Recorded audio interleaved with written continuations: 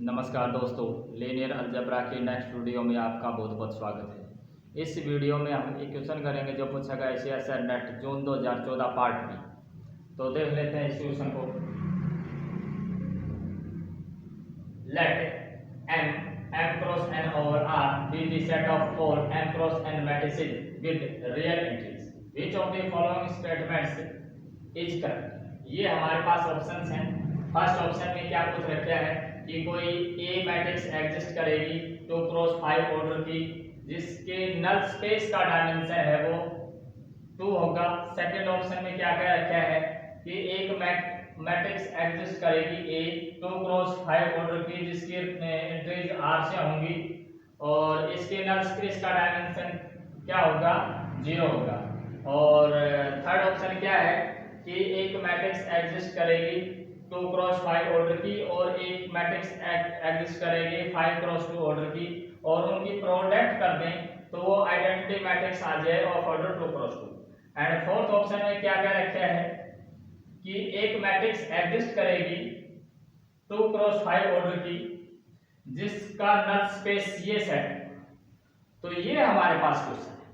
अब सबसे पहले हम देख लेते हैं लास्ट ऑप्शन।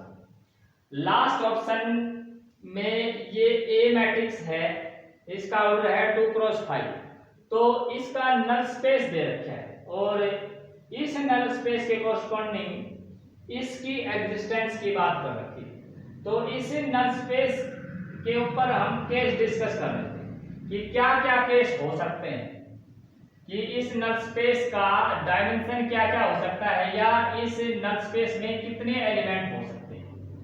तो देख लेते हैं फर्स्ट केस, केस 1।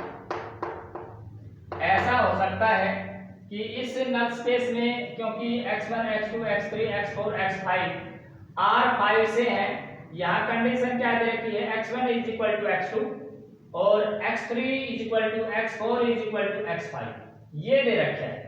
ऐसा हो जाए, अगर ऐसा हो जाए x1 इक्वल टू x3, अगर ऐसा हो जाए और ये 0 ही हो जाए, ऐसा भी हो सकता है। अगर ऐसा हो जाता है तो क्या हो जाएगा, सारे जो एलिमेंट है वो 0 हो जाएंगे, तो नल स्पेस का डायमेंशन कितना हो जाएगा, 0 हो जाएगा, या इसमें सिर्फ 0 एलिमेंट आएगा। तो नल स्पेस का डायमेंशन मींस नलिटी, तो नलिटी कितनी हो जाएगी, नलिटी ऑफ ए क्या हो जाएगी, 0 हो जाएगी इस केस। सेकंड केस क्या हो सकता है, केस सेकंड ऐसा हो जाए कि x1 है ये इक्वल हो जाए x3 के और नॉट इक्वल टू 0 हो जाए,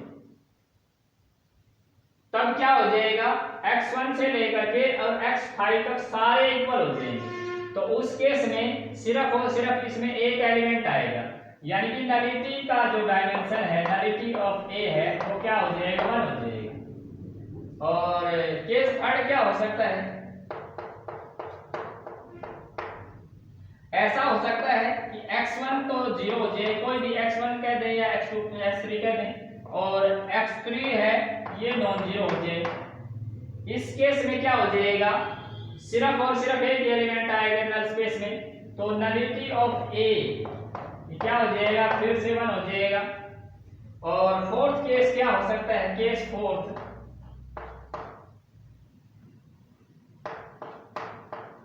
इसमें क्या हो सकता है, x1 है ये नॉट इक्वल टू x3 हो जाए। इस केस में भी है x3 not equal to x3, x1 not equal to x3, लेकिन यहाँ एक कंडीशन और डाल देता हूं मैं कि x1 है ये भी नॉन 0 है और x3 है ये भी नॉन 0 है। तो इस केस में 2 एलिमेंट आ जाएंगे इसमें, तो नलिटी का जो डायमेंशन है या नलिटी है ए की, या नल स्पेस का डायमेंशन कितना हो जाएगा, 2 हो जाएगा। अगर हम इन सब केसेस को कंबाइन कर दें तो हमारे पास क्या आ जाता है कि nullity of A less than और इक्वल टू 2 आ जाए। अगर ये नल स्पेस है तो इसके नल स्पेस की पॉसिबिलिटी क्या है या नलिटी की पॉसिबिलिटी क्या है, या तो क्या होगी 2 या फिर 2 से लेस। अब हम रैंक नलिटी थ्योरम से चलते हैं।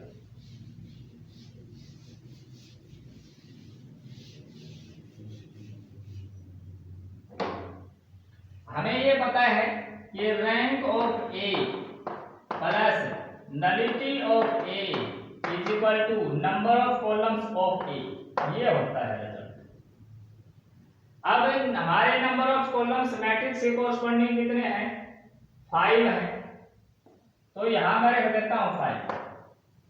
तो अब मैं यहां से नलिटी की वैल्यू निकाल लेता हूं। Nullity of A is equal to 5 minus rank of, और नलिटी ऑफ ए पे क्या कंडीशन है, ये तो लेस देन इक्वल टू 2 है, ये कंडीशन, तो इसका मतलब ये है ये लेस देन इक्वल टू 2 हो जाएगा। और यहां से क्या आ जाएगा, अगर मैं रैंक की बात करूं तो यहां से रैंक की क्या वैल्यू आ जाएगी, रैंक ऑफ ए। अगर रैंक ऑफ ए को मैं पहले तरफ भेज देता हूं तो ये हमारे पास ये, तो ये कंडीशन, और 2 को मैं इस तरफ ले लेता हूं तो 5 में से 2 गए तो 3।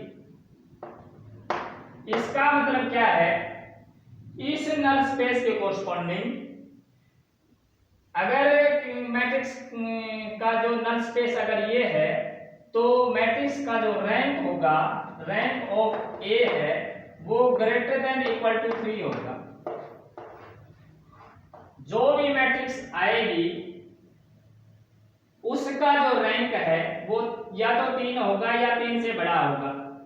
तो अब इस मैट्रिक्स को देख लेते हैं, क्योंकि इसके एग्जिस्टेंस की बात करनी हमने, तो या तो अगर इसको सेटिस्फाई करेगी तो या ए का रैंक या तो कितना होगा, 3 होगा, या 3 से बड़ा होगा, अदरवाइज रिजेक्ट हो जाएगा। तो देख लेते हैं ए का।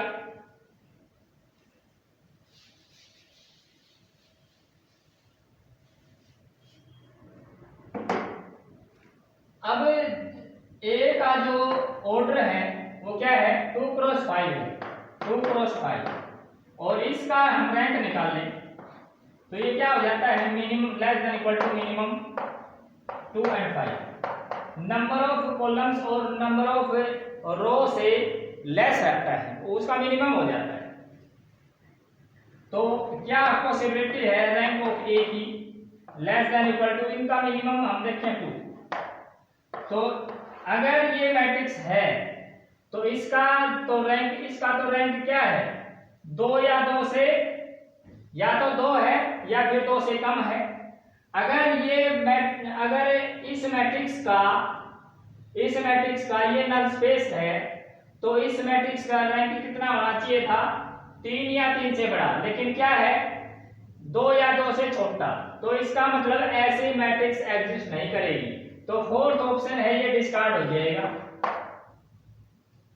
इसके हिसाब से हम देखें, ये बात हम वैसे डिस्कस कर चुके इसी में ही, कि ए है मैट्रिक्स से 2 क्रॉस 5 ऑर्डर की, उसका नल स्पेस का डायमेंशन 2 नहीं हो सकता, क्योंकि 2 के केस में तो हमने रिजेक्ट कर दिया, लेस देन और इक्वल टू 2 के केस में तो ये मैट्रिक्स रिजेक्ट हो जाएगी, तो ऐसी मैट्रिक्स एग्जिस्ट नहीं करेगी, फर्स्ट ऑप्शन डिस्कार्ड हो जाएगा। सेकंड ऑप्शन में क्या क्या रखा है कि ये मैट्रिक्स 2 क्रॉस 5 ऑर्डर की एग्जिस्ट करेगी और जिसके नल स्पेस का डायमेंशन 0 हो गया, नलिटी क्या होगी 0। तो इस केस के लिए तो हम डिस्कस कर चुके हैं, 0 के लिए तो ये रिजेक्ट करता है इसको, तो ये जो सेकंड ऑप्शन है ये भी डिस्कार्ड हो जाएगा। अब बात करें लास्ट ऑप्शन। लास्ट ऑप्शन में क्योंकि पार्ट बी का क्वेश्चन है तो एक जो आंसर है वो तो करेक्ट है। इसमें क्या कह रखा है कि एक मैट्रिक्स से ए ऐसे एग्जिस्ट करेगी 2 क्रॉस 5 ऑर्डर की, और बी मैट्रिक्स एग्जिस्ट करेगी 5 क्रॉस 2 ऑर्डर की। अगर उनका प्रोडक्ट कर दें वो 2 क्रॉस 2 की आइडेंटिटी मैट्रिक्स बन जाएगी। अब इसमें क्या है, ये तो सभी मैट्रिक्स का सेट है, ऑल मैट्रिसेस तो अब मेरी मर्जी है, मैं रियल एंट्रीज लेकर के कोई भी मैट्रिक्स एग्जिस्ट करवा सकता हूं।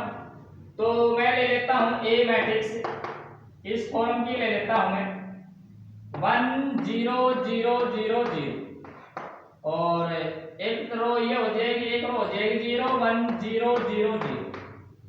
दूसरी मैट्रिक्स मैं ले लेता हूं बी, मैं इस प्रकार से ले लेता हूं, इस फर्स्ट रो को मैं फर्स्ट कॉलम कह दूं बी का, यानी कि 1 0 0 0 0 और सेकंड रो को second column 0 1 0 0 0।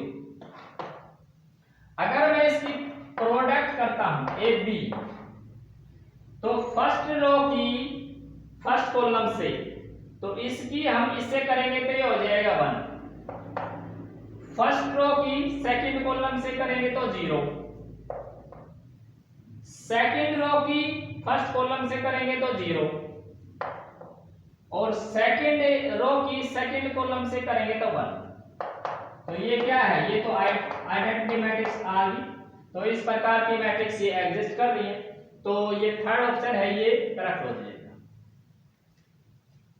Thanks for watching.